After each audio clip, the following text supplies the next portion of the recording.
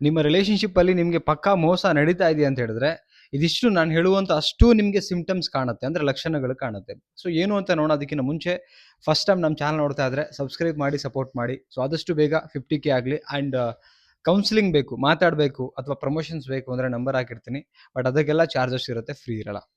Point ಒಂದೊಂದೇ ನೋಡ್ತಾ ಹೋಗೋಣ. ಫಸ್ಟ್ ಪಾಯಿಂಟ್ ಏನಂತ ಹೇಳಿದ್ರೆ, ಲೊಕೇಶನ್ ಶೇರ್ ಮಾಡೋದನ್ನ ಅವಾಯ್ಡ್ ಮಾಡ್ತಾರೆ. ಈಗ ನಿಮ್ಮ ಜೊತೆ ಆಲ್ರೆಡಿ ರಿಲೇಶನ್‌ಶಿಪ್ಪಲ್ಲಿ ಇರ್ತಾರೆ, ಪಾರ್ಟ್ನರ್ಸ್ ಆಗಿರ್ತಾರೆ. ಬಟ್ ಈಗ ಎಲ್ಲ ಟೈಮಲ್ಲಿ ಎಲ್ಲಿ ಹೋಗ್ತಾರೆ, ಎಲ್ಲಿ ಬರ್ತಾರೆ ಎಲ್ಲಾನು ಹೇಳ್ತಾ ಇದ್ರು. ಬಟ್ ಈಗ ಎಲ್ಲೂ ಹೇಳ್ಕೊಳ್ತಾ ಇಲ್ಲ. ಹೇಳಿದ್ರೆ ಕ್ಲಿಯರ್ ಆಗಿ ಮೆನ್ಷನ್ ಮಾಡಲ್ಲ ನಿಮ್ಮ ಲೊಕೇಶನ್ಸು.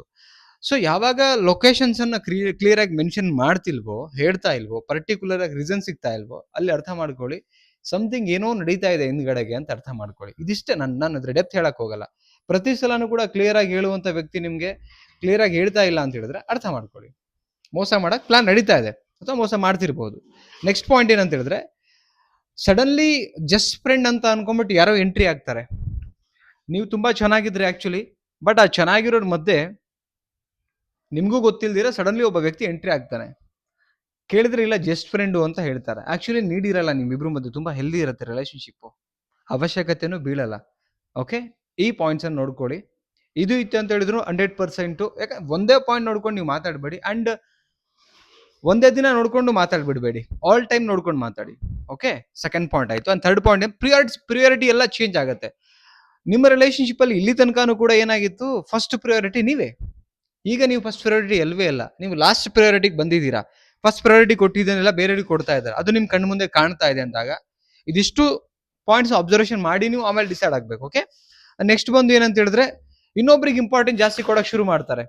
ಈಗ ಎಲ್ಲೋ ಒಂದ್ ಕಡೆಗೆ ಏನೋ ಹೇಳ್ಬೇಕಂದ್ರೆ ನಿಮಗೆ ಫಸ್ಟ್ ಹೇಳ್ತಾ ಇದ್ರು ಡ್ರೆಸ್ಸಿಂಗ್ ವಿಚಾರ ಅಥವಾ ಬಿಸ್ನೆಸ್ ವಿಚಾರ ಅಥವಾ ಇಂಪಾರ್ಟೆನ್ಸ್ ಏನೋ ಮುಖ್ಯವಾದ ವಿಚಾರ ಮಾತಾಡಬೇಕಿತ್ತು, ಕಷ್ಟ ಸುಖ ಮತ್ತೊಂದು ಇನ್ನೊಂದು ಎಲ್ಲಾನು ಕೂಡ ಶುರುವಾತೆಲ್ಲ ನಿಮ್ ಜೊತೆ ಮಾತಾಡ್ತಿದ್ರು. ಇನ್ ಯಾರು ಹತ್ರ ಶೇರ್ ಮಾಡ್ಕೊಳ್ತಾರೆ ಅಂದ್ರೆ ಪ್ರಯಾರಿಟಿ ಚೇಂಜ್ ಆಗಿ ಹೋಗಿದೆ ಅಂತ ಹೇಳಿದ್ರೆ ಯಾರೋ ನಿಮ್ ಪ್ಲೇಸಿಗೆ ಬಂದು ಕೂತಿದ್ದಾರೆ ಅಂತ ಅರ್ಥ.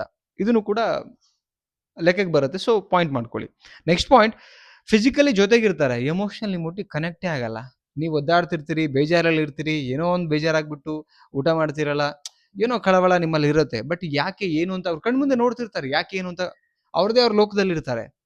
ಸೊ ನೋಡಿ, ಒಂದು ಪಾರ್ಟ್ನರ್ಶಿಪ್ ಅಂತ ಬಂದಾಗ ದೇಹಗಳು ಬೇರೆ ಬೇರೆ ಆದ್ರೂ ಡ್ರೀಮ್ಸ್, ಗೋಲ್ಸ್ ಅಂಡ್ ಎಮೋಷನ್ಸ್ ಎಲ್ಲ ಒಂದೇ ಇರಬೇಕಾಗತ್ತೆ. ಇದು ಇಲ್ಲ, ಕನೆಕ್ಟ್ ಆಗ್ತಿಲ್ಲ ಅಂತ ಹೇಳಿದ್ರೆ ಸಮಥಿಂಗ್ ಏನೋ ಚೇಂಜಸ್ ಆಗ್ತಿದೆ, ಅದು ನೋಡ್ಕೊಬೇಕಾಗತ್ತೆ. It's very important.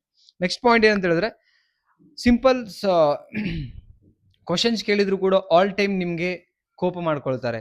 ಈಗ ನೀವು ಸಿಂಪಲ್ ಆಗಿ ಏನೋ ಹೇಳ್ತಿರ್ತೀವಿ, ಅಲ್ಲಿ ಕೋಪ ಮಾಡ್ಕೊಳ್ಳೋ ನೆಸೆಸಿಟಿ ಬರಲ್ಲ. ಹಂಗಂತೇಳಿ ಒಂದಿನ ಕೋಪ ಮಾಡ್ಕೊಳ್ತಲ್ಲ, ಎಲ್ಲಾ ಟೈಮಲ್ಲೂ ಕೂಡ ನೀವು ಸಿಂಪಲ್ ಏನೋ ಕೇಳಿದ್ರು ಕೂಡ ಸಣ್ಣ ಸಣ್ಣ ವಿಚಾರಕ್ಕೆ ಜಗಳ ಮಾಡೋದು, ಕೋಪ ಮಾಡೋದು ಮಾಡ್ತಿರ್ತಾರೆ.